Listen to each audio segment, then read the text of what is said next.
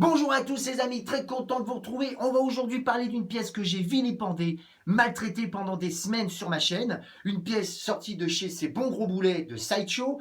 Je veux bien évidemment parler de la marque 42 tirée du film Iron Man 3 en maquette, donc un quart. Rapidement, un petit tour de la boîte, très succincte, mais qui elle ne souffre d'aucun pépin. On aurait bien aimé que ce soit pareil pour la pièce à l'intérieur. Bonjour à tous, c'est Max, on est parti pour cette grosse review qui tâche.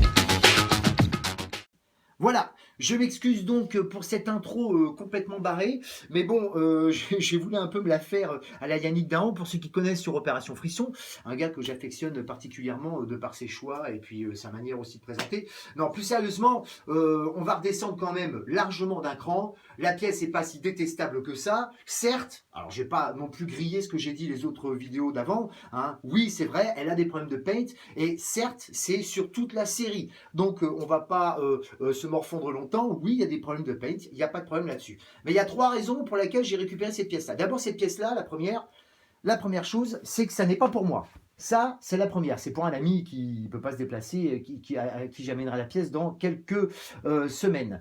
La deuxième raison, c'est que je peux rattraper cette pièce-là. C'est-à-dire qu'elle a un paint, certes, qui a des tas de soucis, des tas de problèmes. Ça, je vais y revenir tout à l'heure. Accessoirement, j'y reviendrai aussi. C'est pas la pire que j'ai vue. Et de ces pièces-là et de toutes les pièces que Sideshow a foirées. Alors, il n'y a aucune excuse, hein, je recherche aucune excuse à leur donner. Simplement, c'est vrai qu'elle n'est pas aussi foirée que ça, celle-ci. Et puis la troisième, le plus important, c'est le prix. Je l'ai eu neuve pour 250 €, soit accessoirement pratiquement 50% du prix. Donc, je pense que ça les vaut quand même. Parce que en dehors du problème de paint, elle n'a pas trop de soucis. Et ça aussi, je vais y revenir. Alors donc oui, donc voilà, donc je me suis donc accaparé cette pièce-là. Je vais, avant de développer plus attentivement tout ça, je vais d'abord vous faire un petit tour en musique, vous montrer les petits détails, bon vous allez bien voir hein, les petits soucis qu'il peut y avoir, et puis juste après, je vous développerai ça encore plus en détail.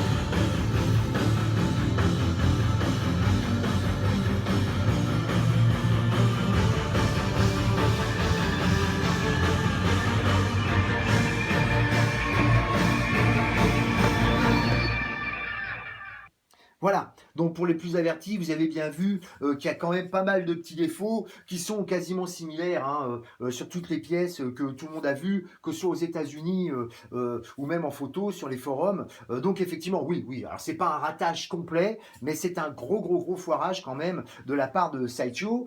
Et encore une fois, sur la franchise Iron Man, je parle franchise film, hein, je parle pas franchise comics où là ils avaient fait des pièces qui étaient sans aucun pépin. Alors oui, donc je l'ai dit, cette pièce-là, j'ai eu très peu cher. Donc, Je vais m'approcher déjà pour vous montrer exactement où sont les vrais soucis qui sont en général sur toutes les pièces. Alors le premier, bien évidemment, c'est tous ces endroits-là, vous voyez, ces petits endroits-là, vous voyez, où il y a les points noirs, où il y a les traits noirs. Alors là, ça passe encore, mais vous voyez, quand on commence à regarder un peu, vous voyez, c'est un peu la misère. Alors, je ne sais pas si c'est la peinture qui a été mal posée, enfin, je ne sais pas, si, évidemment, c'est ça, mais je veux dire, on ne sait pas quel est le problème, parce que c'est pas comme ça partout, heureusement, j'ai envie de dire, c'est pas uniforme, mais vous voyez, dès qu'on rentre dans les petits détails, ça dégueule.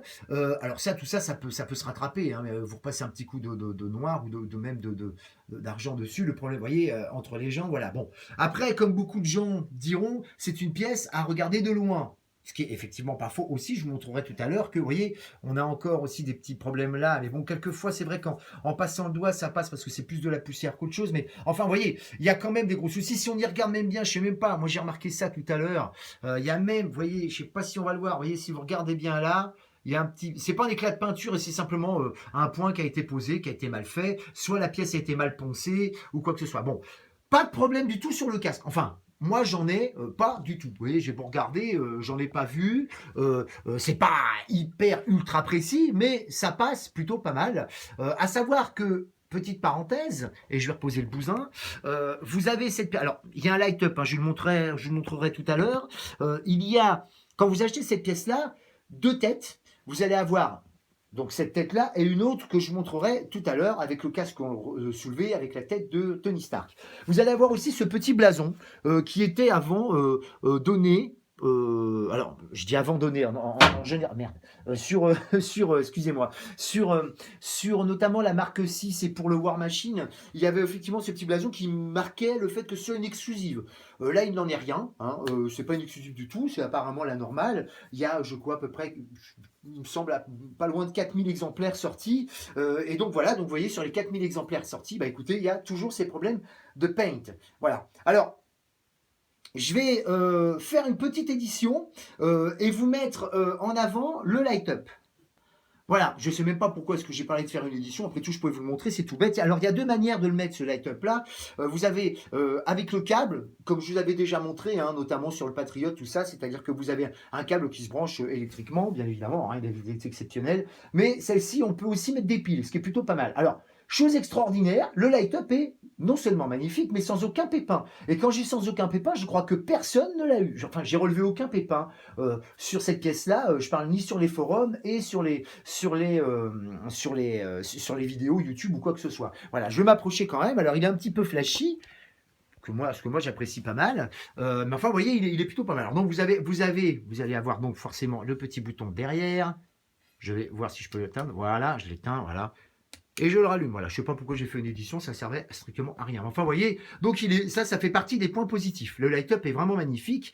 Je dis les points positifs parce que bien évidemment, il y a d'autres points négatifs, et là, je vais le reposer, qui sont, alors, un des deuxièmes, alors, en dehors du paint, qui est un ratage forcé, c'est-à-dire que forcément c'est au niveau de la finition, ils ont bien évidemment pas vérifié, mais surtout ils ont rattrapé, s'il y avait des petits problèmes, ils ont rattrapé ça n'importe comment. Donc ça fait partie des problèmes généraux que l'on peut avoir sur toutes les pièces. Après, au niveau de cette pièce-là, les autres côtés négatifs, un des premiers, c'est peut-être la couleur qu'ils ont choisie pour ça. Alors, c'est pas rouge, c'est bordeaux. Personnellement, ça ne me choque pas plus que ça, parce qu'effectivement, quand on regarde le film, on peut voir que la pièce n'est pas peut-être totalement rouge. Cependant, je trouve que ce bordeaux-là est un petit peu trop foncé. Ça a l'air un peu idiot, on va me dire, bah ouais, mais si c'est moins foncé, c'est plus du bordeaux, c'est du rouge. Non, je pense qu'il doit y avoir un chroma un petit peu au-dessus pour affiner un peu. Je vais vous montrer notamment sur une pièce que j'ai là sous la main, qui est pas de la même taille, hein, mais qui est la Kotobukiya, dont j'avais fait la vidéo il y a quelques temps. Et si on regarde bien, on est sur un rouge assez flashy. Je vais m'approcher. On le voit bien notamment au niveau du casque. Voilà. Alors, il y a d'autres pièces qui sont sorties de cette marque-là, hein, la marque 42, qui est d'ailleurs une des armures que je préfère. Hein, franchement, au niveau du chroma, moi, tout de suite, j'ai adhéré. Hein. Dès que j'ai vu la première bande-annonce, je sais qu'il y avait pas mal de détracteurs. Moi, tout de suite, j'ai adhéré à cette armure-là, hein, sincèrement. Je trouvais la dominance de jaune-argent par rapport au rouge, qui changeait par rapport à ce que l'on fait d'habitude. Et notamment, la marque 43 est accessoirement 99% pareil à l'inverse. C'est-à-dire qu'à l'endroit où il y a du bordeaux, bah, vous allez avoir du jaune, et puis il y a une dominance de rouge sur l'autre. Bon, on revient un peu aux premiers amours de Tony Stark, mais voilà. Donc celle-ci, vous voyez, est rouge, vraiment rouge. Il y a d'autres pièces comme la XM Studio qui sont sorties, qui les ont faites effectivement en rouge aussi. Bon, alors, il y a pas mal de détracteurs là-dessus. Moi, ça me choque pas. Enfin, là, ça choque pas. Ça peut ne pas choquer, si vous voulez. Mais effectivement, quand on y regarde quand même, vraiment de près, et à une lumière du jour, par exemple, la pièce est quand même très bordeaux. Vraiment, ça tire plus sur le bordeaux que vers le rouge. Donc, celle-ci manque un peu d'intensité. Alors, je me demande, je vais pas la reprendre cette couleur-là parce que bon, je peux pas non plus trop reprendre parce qu'il y a mine de rien, il y a quand même du taf hein, pour apprendre toutes ces petites erreurs là de gris là, de lames noires là dans les interstices, tout ça qui ont été quand même un peu loupés. Donc je vais pas. J'ai déjà fait sur la marque 6 plusieurs fois, je l'ai fait au moins 4 ou 5 fois à d'autres endroits, donc ça ne me pose pas de problème. Tant que je pourrais le faire, je le ferai. Mais c'est vrai que bah, ça ne va pas être facile. Donc je ne pense pas reprendre effectivement cette couleur rouge, enfin cette couleur bordeaux du coup pour mettre en rouge, parce que ça risque d'être vraiment vraiment compliqué. Mais c'est vrai que ça peut être un défaut. Bon, après, chacun trouvera son compte dessus. Hein. Ça, c'est l'un des premiers défauts que l'on peut avoir dessus. Le deuxième, alors là, je suis mitigé, c'est entre le positif et le négatif. C'est pareil, c'est un avis personnel. C'est ce que. Il y a une pose quand même, ce que j'appelle semi-dynamique. C'est-à-dire que bon, vous ne faisiez pas toujours les mêmes poses avec la main ou le poing en avant, tout ça, vous voyez, qui change quand même pas mal.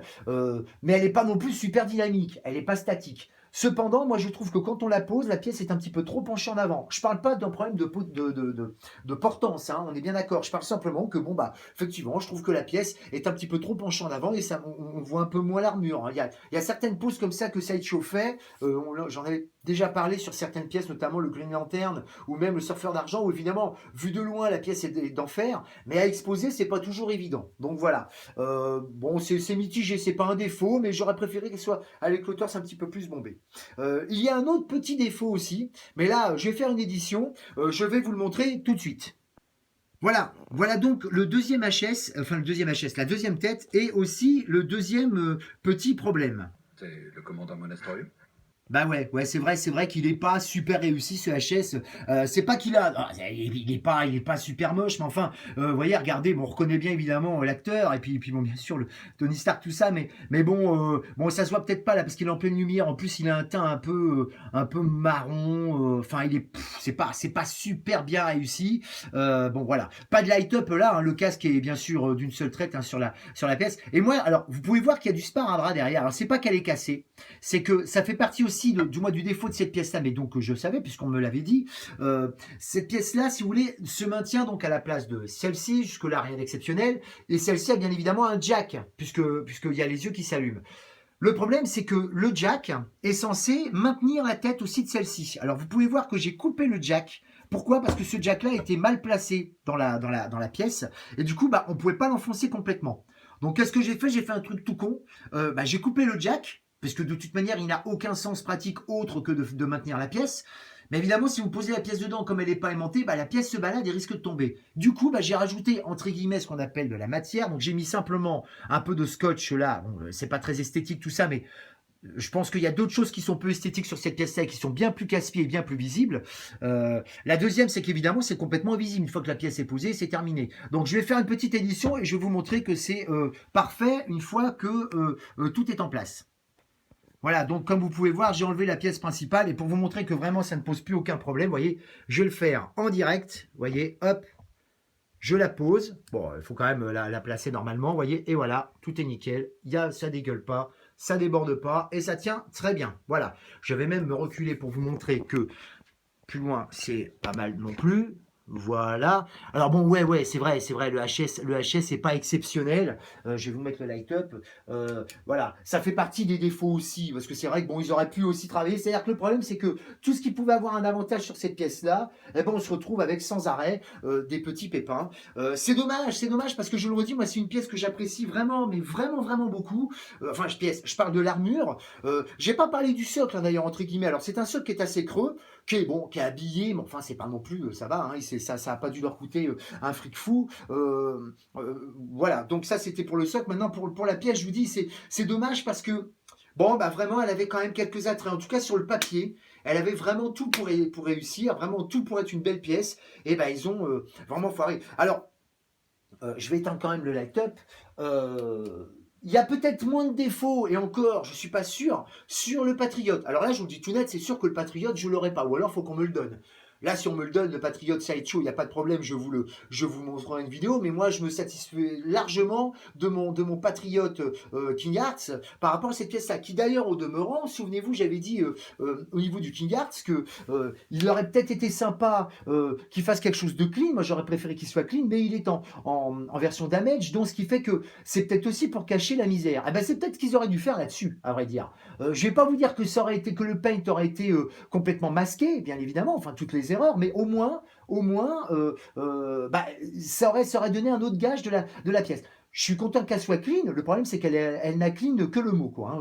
Puisque je vous dis, le paint est quand même pas trop réussi. Voilà. Donc, je leur ai dit au moins une bonne dizaine de fois. Voilà. Le gros souci de cette pièce-là, maintenant, vous savez ce que c'est. Alors maintenant, est-ce que ça doit vous arrêter de la prendre Est-ce que vous empêchez de la prendre Écoutez, je sais pas. Moi, je vous dis 250 €, une pièce que je vais pouvoir refaire, qui est en parfait état. Après, elle a pas de nion, elle a pas d'éclat de peinture. Vous voyez, elle n'a pas d'autres problèmes que ceux que tout le monde connaît. Bon, la seule petite différence, c'est qu'évidemment, certaines personnes auront un degré beaucoup plus avancé au niveau des problèmes. Et croyez-moi, j'en ai vu un paquet, hein, notamment aux États-Unis. D'ailleurs, je tiens à tirer une parenthèse aussi. Je crois que ça sera la seule vidéo française que vous aurez sur cette pièce-là. Alors, je me la pète un peu, là, rapide. Non, mais ce que je veux dire par là, c'est que elle est encore trouvable, elle est quand même pas donnée, hein, mine de rien, hein. Moi, je crois que je l'ai vue sur un site à plus de 400 €, pratiquement presque 500 €, je crois. Bon, 500 €, ça fait quand même un peu cher, hein. Bon, pour une pièce qui est sûre d'avoir des soucis, hein, de toute manière, hein, qu'il n'y ait pas une personne qui vous dise il n'y a pas un pépin, je ne le crois pas, hein. Je ne pense pas que ce soit faisable, hein. On voit bien qu'il y a vraiment, bah non, c'est toute la série, hein. Donc voilà, quoi, hein. C'est comme ça, c'est comme ça. Voilà, je vais faire une petite édition et vous montrer ce que ça donne avec le Patriote. Voilà ce que ça donne, je ne vais pas dire en famille, parce que d'autres pièces vont arriver qui concernent quand même le monde d'Iron Man et des Vengeurs dans pas longtemps. D'ailleurs, entre parenthèses, je tiens à dire que restez connectés, parce que fin de semaine, en tout cas, peut-être début de semaine prochaine, si Marc ne s'est pas trompé et si s'est pas fait léser par ses fournisseurs, je devrais avoir donc une des grosses pièces qui doit arriver. Alors, comme c'est plus un secret, je peux vous le dire, ça sera théoriquement le Captain America de chez Iron Studio, un tout nouveau fabricant que je connaissais pas, qui est brésilien, d'après ce que l'on m'a dit. Et pourquoi je vous en parle Bien évidemment, c'est pour faire un petit peu la bande-annonce de la prochaine vidéo, mais surtout parce que on va se rendre compte que on peut se poser les questions de savoir pourquoi est-ce qu'effectivement Sideshow a des problèmes de peine sur ces pièces-là. Moi, j'ai peut-être mon idée, c'est que ils font peut-être trop de pièces. Je parle pas trop de franchises, ça c'est effectivement le cas. Je pense qu'ils n'ont pas le temps de s'occuper d'une franchise, qu'il y en a 3 autres qui doivent arriver derrière. La preuve, cette pièce-là, ça fait quand même plus de 3 ans et demi quand même qu'elle est prévue, puisque Iron Man 3 est sorti il y a plus de 3 ans maintenant, et on vient juste de la recevoir. Enfin, je suis un peu à la bourre, moi, pour faire la vidéo, puisque c'était une pièce que je devais pas prendre. Mais à la base, c'est vrai que c'était une pièce qui était quand même prévue pour sortir plus tôt que ça. Et ben, vous voyez, elle a pris quand même son temps. Tout ça pour dire que Iron Studio, ce sera pas un Iron Man, ce sera le Captain America. La pièce Iron Man Mark 43 devrait arriver, elle, au mois de mars, toujours chez Marc. J'y reviendrai aussi en temps voulu. Donc j'aurai l'occasion de comparer les deux paints. Mais surtout, c'est que ces pièces-là, Iron Studio, sont un prix, mais alors vraiment cher. Est-ce qu'effectivement ça les vaut? Écoutez, je vous dirai ça quand je l'aurai dans les mains. Pour l'instant, toutes les vidéos que j'ai vues sont dithyrambiques. Il n'y a aucun pépin dessus. Mais par contre, ce sont des pièces qui sont à 400 exemplaires, d'après ce que j'ai pu voir. Je peux me tromper, je m'excuse d'avance si je me suis trompé, mais d'après ce que j'ai vu, elles sont à 400 exemplaires. Ce qui fait que du coup, on peut peut-être apporter plus de temps et plus d'attention aux pièces quand on les fait. Je ne sais pas. Peut-être que le problème vient de là. On verra bien ça. Voilà.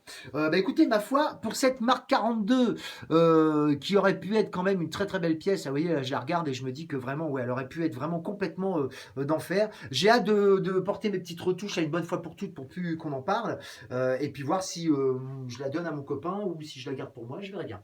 Mais bon, théoriquement, c'est fait pour lui. Enfin bon, bref, toujours est-il que cette pièce-là aurait pu être magnifique, mais bon, boudez pas votre plaisir quand même, hein. Bon, là, évidemment, moi j'ai eu un prix défiant toute concurrence, mais je dis en dehors de ça, si vraiment vous devez vous l'acheter, écoutez, achetez-la, hein. Moi je sais, franchement, bon, Là, on me dirait de la garder, ça ne me dérangerait pas. Vous voyez, franchement, comme je l'ai déjà dit, comme d'autres l'ont dit, c'est une pièce à voir de loin. Voilà, c'est dommage, mais c'est comme ça. Voilà. Bah, écoutez, mes amis, c'est fini pour la Ironman Mark 42 en maquette de chez Sideshow en 1 quart. Je vais vous dire, bah écoutez, à très très bientôt. Théoriquement, je pense que d'ici la semaine prochaine, ça devrait être bon pour le Captain America. Je vous souhaite une bonne semaine et à plus tard pour la prochaine vidéo.